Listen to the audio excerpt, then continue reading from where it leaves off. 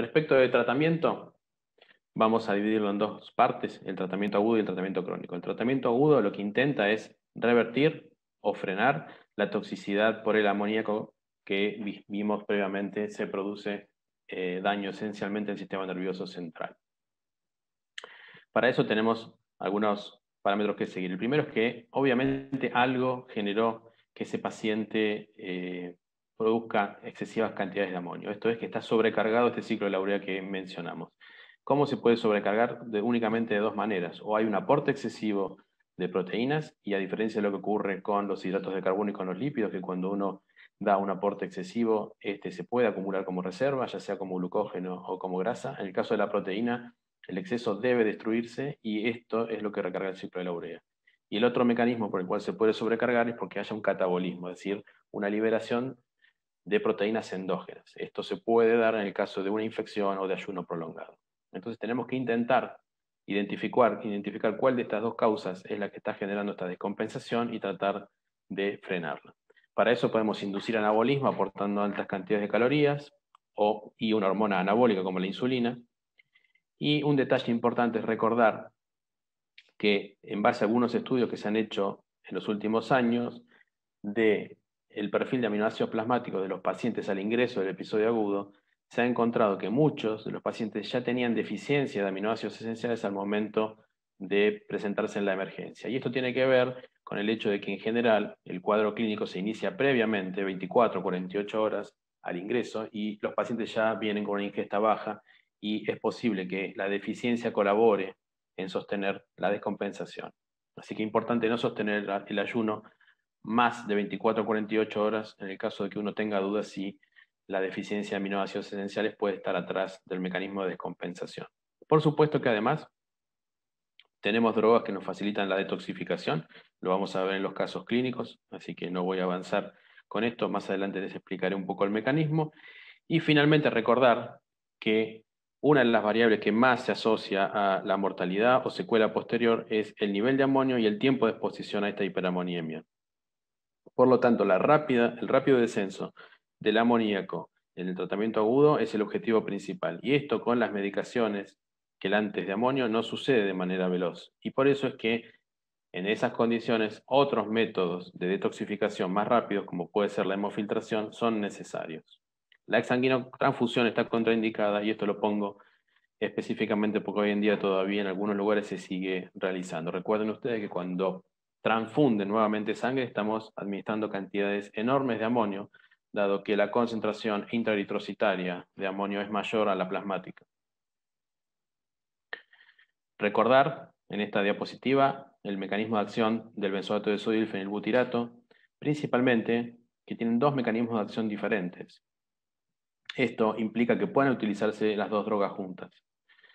En el caso del benzoato se elimina por cada mol de benzoato un mol de nitrógeno, en el caso del fenilbutirato 2 moles de nitrógeno. Y en los dos casos generan lo que sería un ciclo de la urea paralelo, que en realidad no es de la urea porque no sintetizan urea, pero sintetizan moléculas que son hidrosolubles y se pueden eliminar por la orina, como son el ácido hipúrico y la fenilacetilglutamina.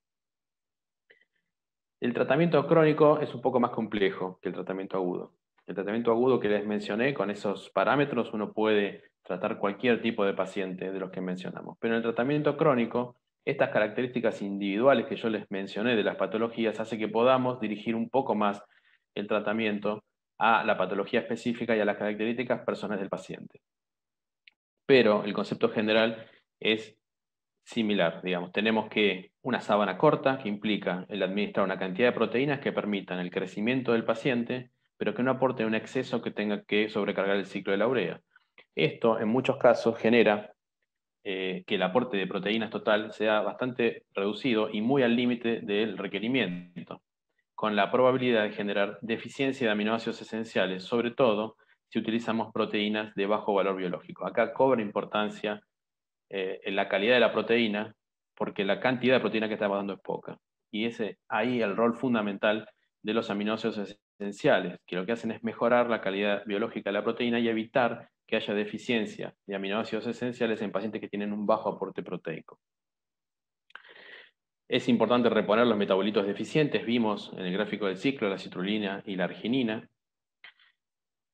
Otras drogas que permiten la excreción del exceso de amonio son las mismas que se usan para el tratamiento agudo, se usan en forma crónica para eliminar eventuales excesos. Y finalmente, tratar de aumentar la actividad enzimática.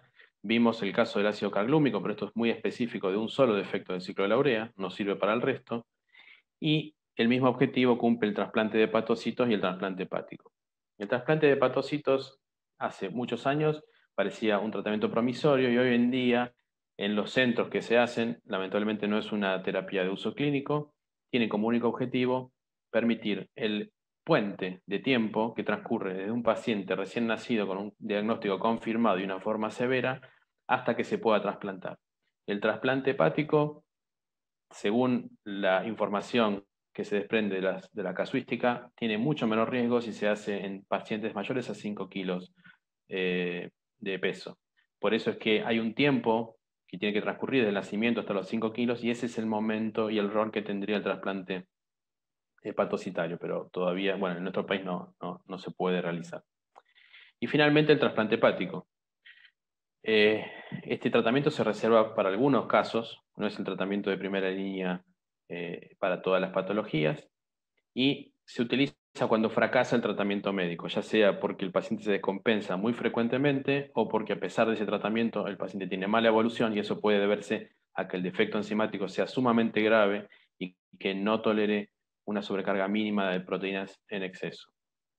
La dificultad para realizar tratamiento puede ser otra indicación y la historia familiar de enfermedad severa puede ser orientadora. Nosotros sabemos que dentro de la misma familia, incluso esta heterogeneidad clínica que venimos hablando en el principio de la charla, también se da. Así que no necesariamente todo paciente con una forma clínica va a tener un hermano con la misma forma. Por supuesto que conocer el defecto molecular puede ayudar a precisar con más precisión esto y para algunas mutaciones esta asociación sí puede darse con mayor certeza.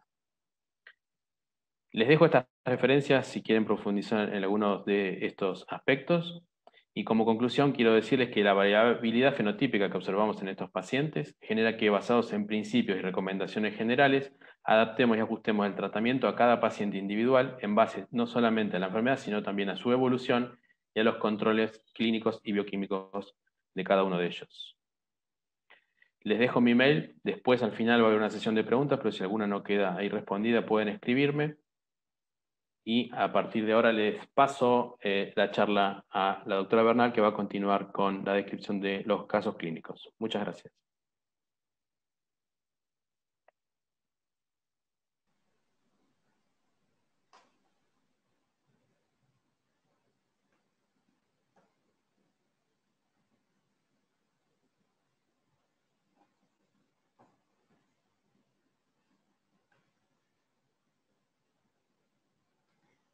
Bueno, buenas tardes. Vamos a continuar con los casos clínicos.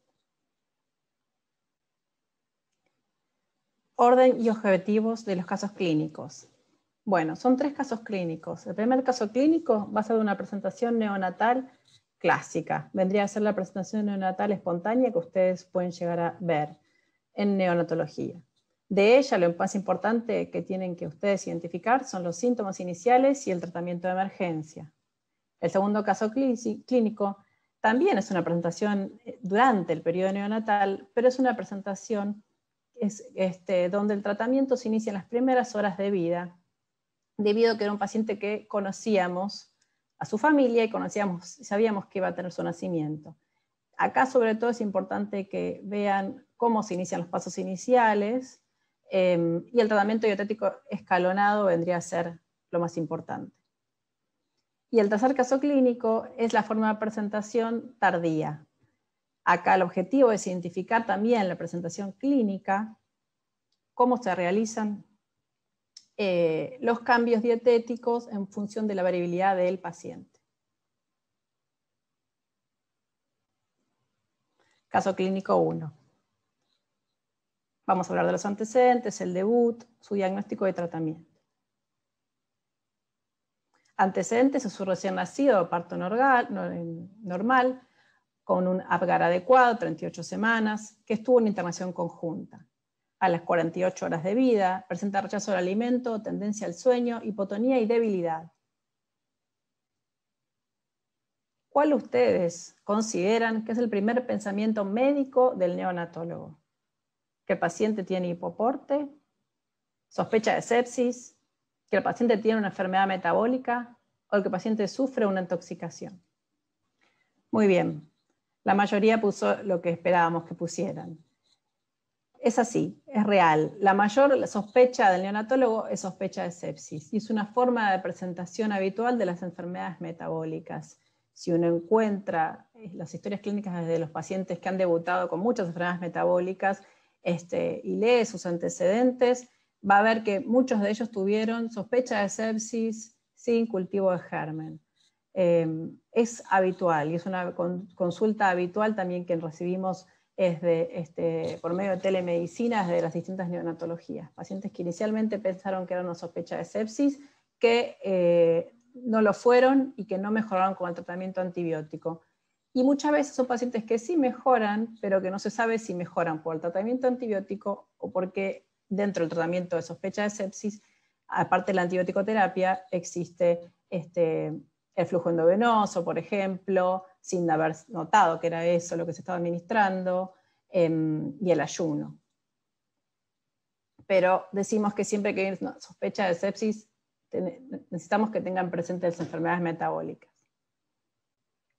Los estudios iniciales que se hizo este paciente con sospecha de sepsis fue un hepatograma, donde en GOT de 44, GPT de 50, PCR se le hizo en la negativa, tenía un láctico elevado, 6,9, cuerpos cetónicos negativos, glucemias normales, medidas mediante glucómetros, una ecografía cerebral normal, un ecocardiograma con mala función ventricular, con requerimiento de butamina.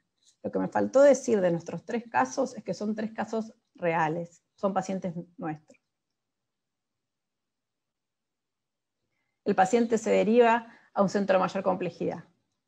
Cuando ingresa al Hospital Garrahan, según las evoluciones, la paciente ingresa en mal estado general, hipotónica, hiporreactiva, no tiene respuestas de estímulos, está refléctica y está en estado de coma.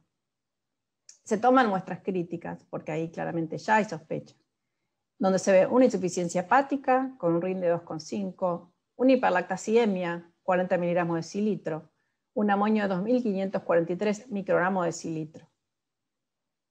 Y la GOT y la GPT más elevada que antes. Pero el rasgo fundamental acá es el amonio de 1.543. No hay muchas dudas de parte del servicio de que se trate de esta entidad. Y una glucemia normal. Cuando se obtiene el resultado de los aminoácidos, porque se habían tomado muestras críticas, se ve que hay una glutamina de 120, que es un valor elevado, una citrulina elevada y una arginina en rango. Y por otro lado se halla el ácido arginino succínico. Esto es lo que hace el diagnóstico de la enfermedad. Es un trastorno del ciclo de la urea por deficiencia de la arginino succínico liasa y tiene la aciduria arginino succínica, que en realidad es un trastorno del ciclo de la urea.